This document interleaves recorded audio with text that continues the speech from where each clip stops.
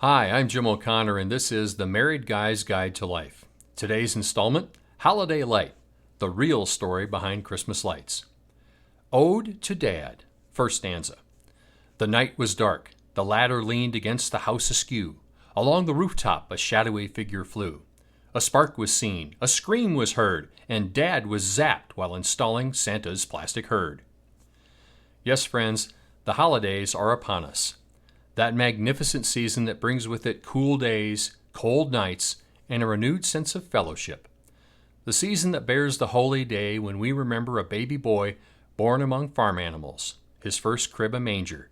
Indeed, a special time. Newton asserted that for every action, there's an equal and opposite reaction.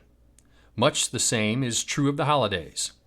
While above the herald angels tune their heavenly voices, and the cherubs polish their celestial trumpets, the neighborhood dads are busy hauling out and dusting off the electric hardware. It's time. Yes, Virginia, as sure as there's a Santa Claus, the holidays bring out in men a primal urge to create with electricity and plastic. Their wives are quick to point out that boys never really put away their toys. They simply trade them in. They upgrade. You see, at age 5, Johnny was content with electric trains in erector-set cities complete with stoplights. But as an adult, John needs much more to pacify his creative urges. What's he need? To quote TV's Tim the Toolman Taylor, he needs more power. He needs electricity. He needs as many watts per square foot as city code inspectors will allow. He's a confused craftsman, awash in testosterone and ohms.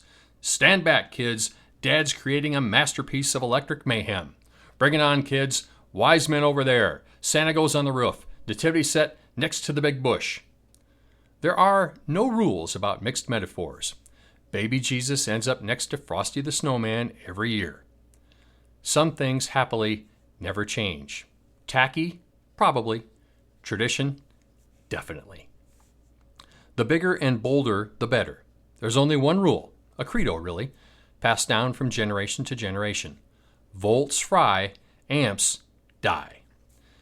The happy thing wives tell you is that as certain as the annual goose migration and deer rut do indeed come to an end, so too ends the male rush to create something that would make Clark Griswold cry frozen tears of joy.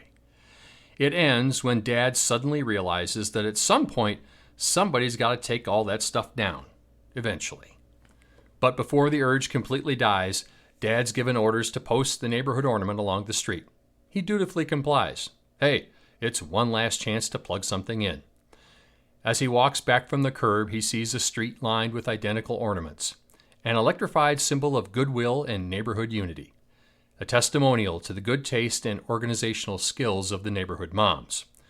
For every action, an equal and opposite reaction. Dads, moms.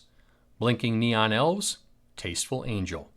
Plastic dogs barking Christmas carols, nativity scene. Balance. All is right with the world this holiday season. Ode to Dad, final stanza. The lights are on, the snow is aglow, and Dad's merrily humming, ho, ho, ho.